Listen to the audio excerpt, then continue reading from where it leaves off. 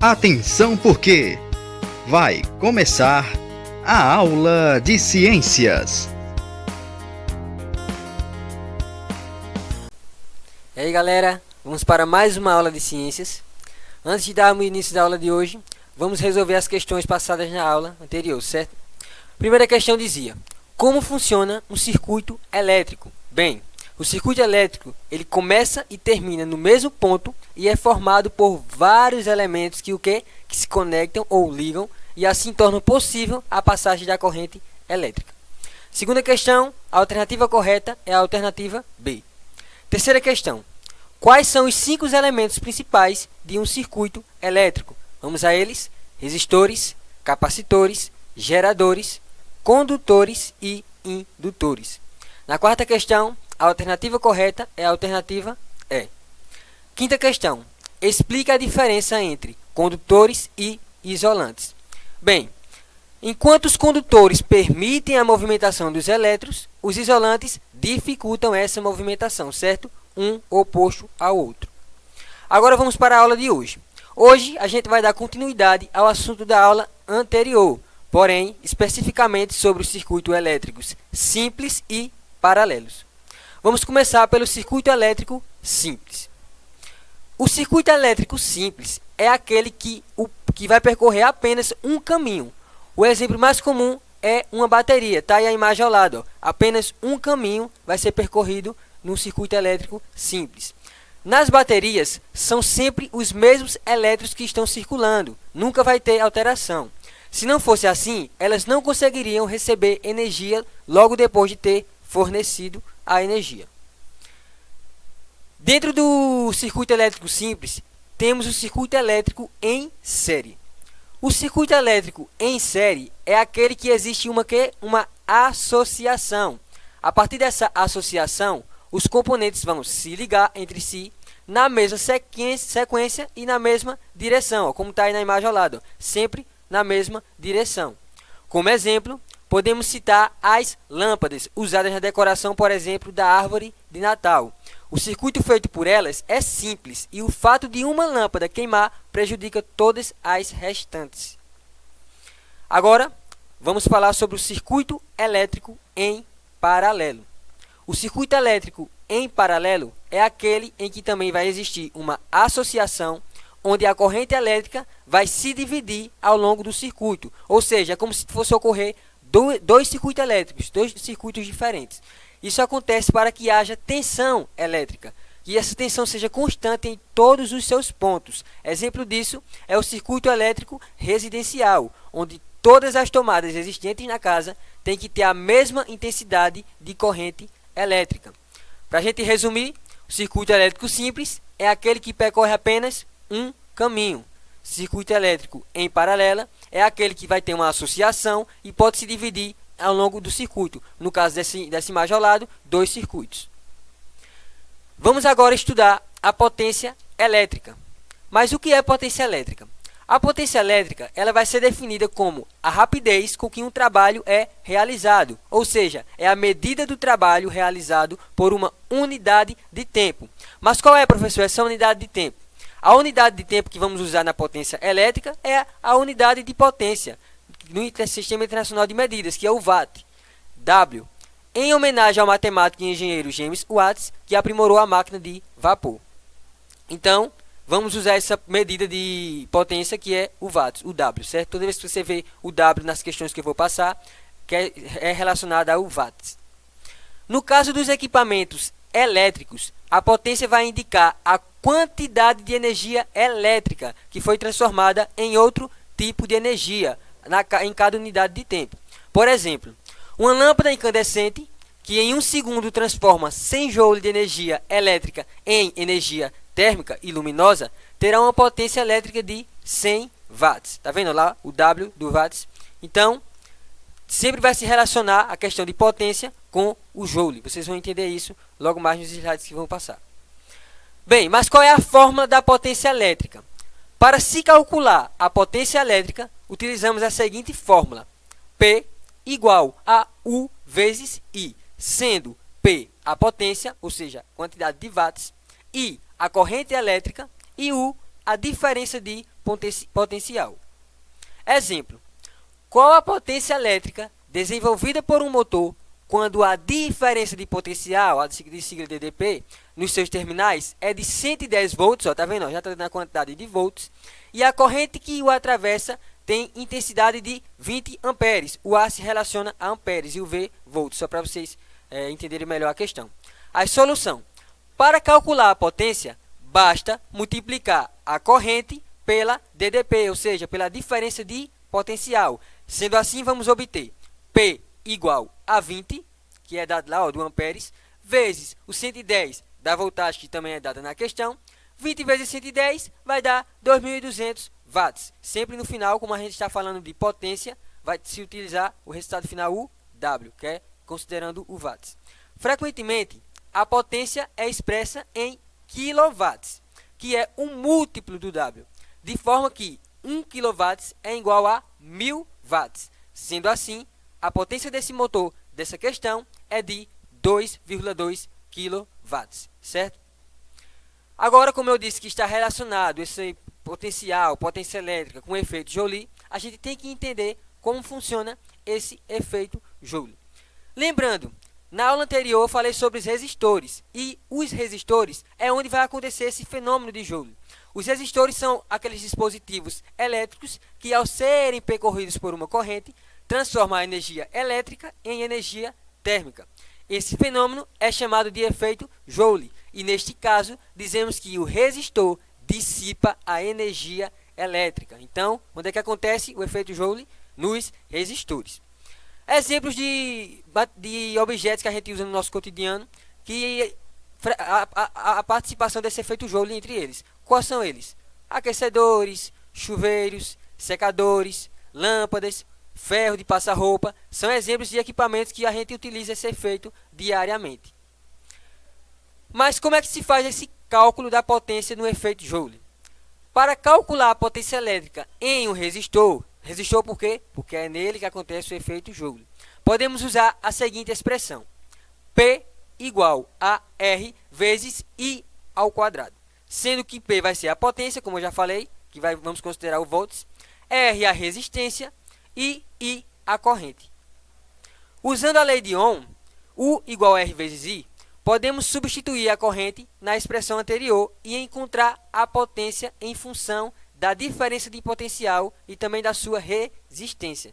Nesse caso, teremos P igual a U ao quadrado sobre R, sendo P a potência, U o DDP, né, que é a voltagem, e R a resistência. Agora vamos entender o cálculo da energia elétrica. Sabemos que tudo vai ter cálculo, tanto a potência quanto a tensão, a energia, tudo que a gente vai utilizar no circuito elétrico, ele vai ter um cálculo. Quando um equipamento elétrico fica em funcionamento durante um determinado intervalo de tempo, vamos poder calcular a energia elétrica que foi consumida.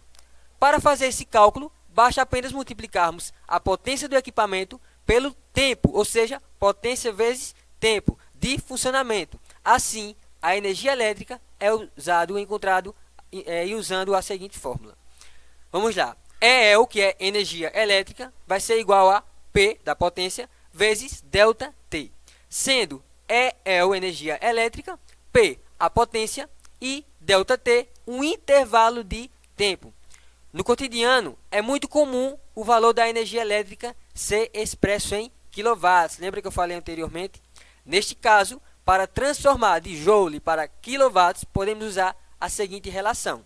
A cada 1 kW vai ser igual a 3.600.000 joule. Vamos agora para as leis de Kirchhoff. As leis de Kirchhoff são utilizadas para encontrar as intensidades das correntes. Então, toda vez que você ouvir falar de leis de Kirchhoff nessa área de circuito elétrico, você vai se lembrar de uma coisa. Ele vai falar sobre intensidade de corrente, certo? E aonde é que essa intensidade vai acontecer? Em correntes elétricas, em circuitos elétricos, que não podem ser reduzidos a circuito simples. Constituídas por um conjunto de regras, elas foram concebidas em 1845 pelo físico alemão Gustav Robert Kirchhoff, 1824 a 1887, quando ele era estudante na Universidade de Königsberg. ele fez uma lei chamada de lei dos nós. E como é que funciona essa lei dos nós?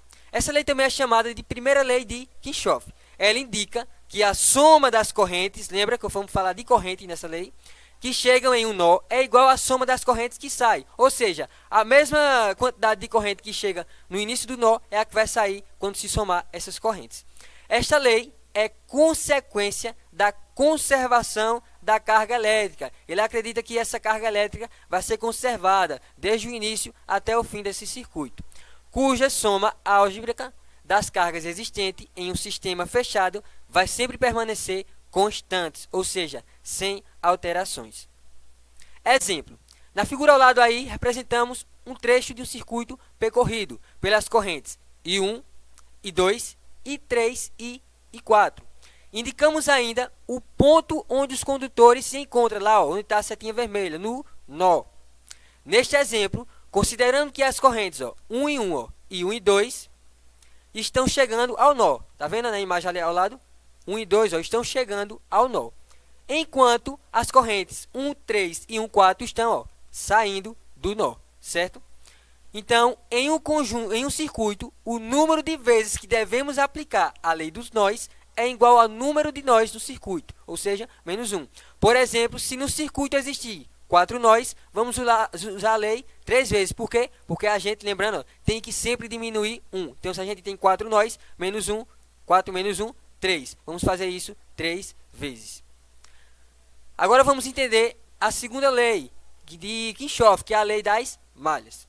A lei das malhas é uma consequência da conservação da energia. Ou seja, tem que acontecer primeiro o quê? A lei dos nós, que ali vai ser o quê? A conservação da energia. Na lei das malhas é consequência dessa conservação. O que é que ela vai indicar? Ela indica que quando percorremos uma malha em um dado sentido, a soma álgebrica das diferentes de potencial, que é a DDP ou tensão, vai ser sempre igual a zero. Para aplicar a lei de malhas, devemos convencionar o sentido que iremos percorrer o circuito, certo? Resumindo, a lei das malhas é uma consequência da conservação da energia. Bem, está aí na imagem ao lado, vamos tentar explicar passo a passo como é que funciona. A tensão poderá ser positiva ou negativa, de acordo com o quê? Com o sentido que arbitramos para a corrente e para percorrer esse circuito.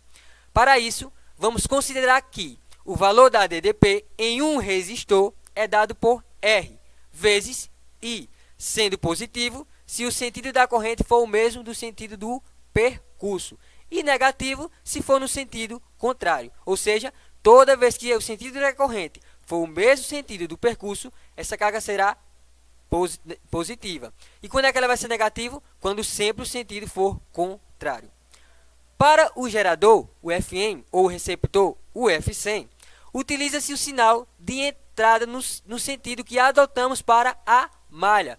Como exemplo, considere a malha indicada na figura ao lado. Está vendo? Ela vai ter sempre a direção I1, I1, I1 e só apenas uma e 2. Então, aplicando a lei das malhas para esse trecho do circuito, teremos a seguinte equação: UAB mais UBE mais UEF mais UFA. Tudo isso somado vai ser igual a zero. Para substituir os valores de cada trecho, devemos analisar os sinais das tensões. Vamos lá. É um positivo, pois ao percorrer o circuito no sentido horário, sentido que escolhemos, chegando pelo polo positivo. Está lá, o E1, certo? Você pode analisar o E1 ali na imagem. R1 vezes I1 é positivo, pois estamos percorrendo o circuito também no mesmo sentido que definimos o sentido de I1. R2 vezes 2 vai ser o contrário, né? Está aqui, ó, o I2.